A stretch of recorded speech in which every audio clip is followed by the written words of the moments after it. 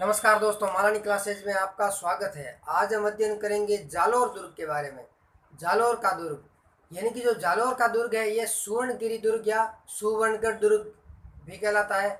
इसी का ही नाम है सोनगढ़ या सोनलगढ़ दुर्ग। ये जो है सुवर्णगिरी पहाड़ी पर है, इसलिए इसका नाम सुवर्णगिरी है। स्वर्णगिरी पूछे तो जैसलमेर का किला है, सूर्य नगरी पूछे या तो जोधपुर है।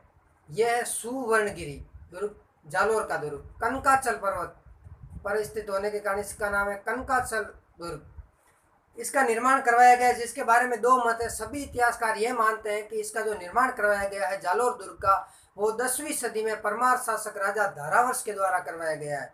लेकिन डॉक्टर दशरथ शर्मा ये मानते हैं कि उनका मानना है कि जो ये निर्माण करवाया है वो निर्माण नागभट्ट प्रथम यानी प्रत्यार शासक के द्वारा निर्मित है।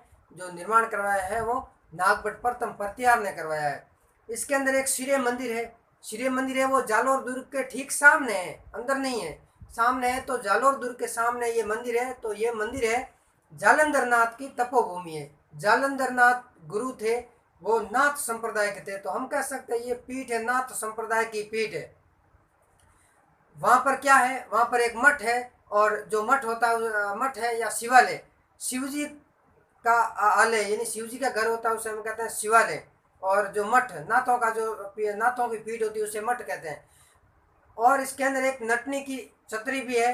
नटनी की जो छतरी है, अगर आपसे पूछ ले नटनी का चबूतरा, नटनी का चबूतरा है वो है पिसोला झील के अंदर, जबकि नटनी का जो नटनी की छतरी है वो जालोर दुर्ग के अंदर है। और एक संस्कृत कंठाभरण पाठशाला भी है यहाँ। संस्कृत कंठाभरण जो पाठशाला है, इसका निर्माण करवाया गया था। वो निर्माण राजा भोज ने करवाया था, लेकिन कालांतर में क्या हुआ कि इसे तुड़वा करके जो मुस्लिम आक्रांता थे उन्होंने तुड़वा करके इसका जो तोप खाना है वो मस्जिद, तोप खाना मस्जिद का निर्माण करवाया। ये निर्माण करवाया था एक एक अलाउद्दीन खिलजी ने। तो यानी कि इसमें जो तोप खाना है, हम कह सकते हैं कि जो तोप खाना मस्जिद वर्तमान में, ये तोप खाना मस्जिद पूर्व में संस्कृत कंठाभरण पाठशाला थी और इसका निर्माण राजा भोज ने करवाया था।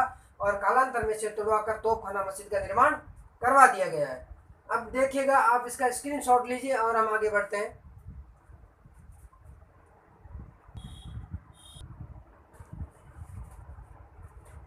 देखिएगा दोस्तों, जो जालोर का दुर्ग है, इस दुर्ग के अंदर मान सिंह के महल, इसके अंदर मान सिंह के महल बने हुए हैं। इसी के अंदर परमारकालीन कीर्ति स्तंभ भी है, परमारकालीन कीर्ति स्तंभ। और अल्लाही मस्जिद यानी कि अलाउद्दीन खिलजी की मस्जिद, क्योंकि अलाउद्दीन खिलजी ने इस पर आक्रमण किया था 1311 में और इस दुर्ग को जीत लिया। तो अलाउद्दीन खिलजी की मस्जिद बनी हुई है इसी दुर्ग में। इसी दुर्ग में मलिक शाह पीर की दरगाह बनी हुई है। और सुवर्णगिरी जैन मंदिर भी इसी दुर्ग में है। चामुंडा माता का मंदिर भी है। और राव वीरमदेव की चौकी भी है। राव वीरमदेव सोनगरा, जो कान्हड़ देव चौहान के पुत्र थे, इनका नाम है वीरमदेव सोनगरा। और जय नारायण व्यास को बंदी बनाकर रखा गया था इसी दुर्ग में।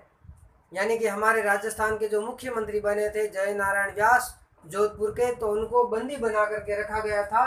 वो इसी दुर्ग में रखा गया था जब क्रांति की थी, उस समय की बात है। और सिवाना दुर्ग को जालोर दुर्ग की कुंजी कहते हैं। सिवाना दुर्ग को जालोर दुर्ग की कुंजी कहते हैं। कुंजी वो होती है, अगर आपको जालोर दुर्ग जीतना है तो पहले सिवाना दुर्ग को जीतना होगा, और सिवाना दुर्ग को जीतने के बाद ही जालोर दुर्ग जीत पाओगे। जैसे ये ऐसे होता था,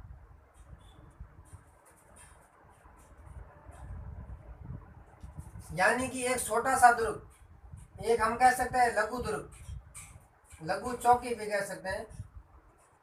और ये होता है बड़ा दुर्ग।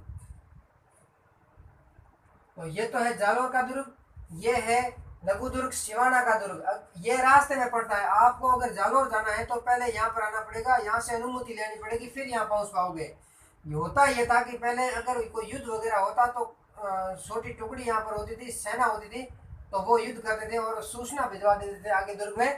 तो अगर आपको जीतना है तो पहले सिवाना को जीतो, फिर यहाँ जीतो। अलाउद्दीन खिलजी ने जब आक्रमण किया था तो 1308 के अंदर सिवाना को जीता और यहाँ पर साका हुआ। फिर 1311 के अंदर यहाँ जालोर के अंदर आक्रमण किया और इसको जीत लिया। यानी कि पहले इसको जीतो, फिर ये कुंजी आपके हाथ लगेगी, अन्यथा हाथ नहीं लगेगी।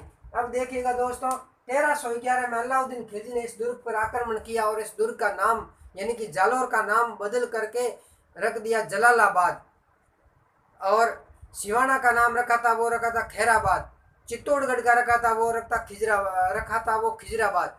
अलाउद्दीन खिलजी की वजह से इस राजस्थान के अंदर एक शाखा हुआ है 1303 के अंदर, चित्तौड़गढ़ का शाखा।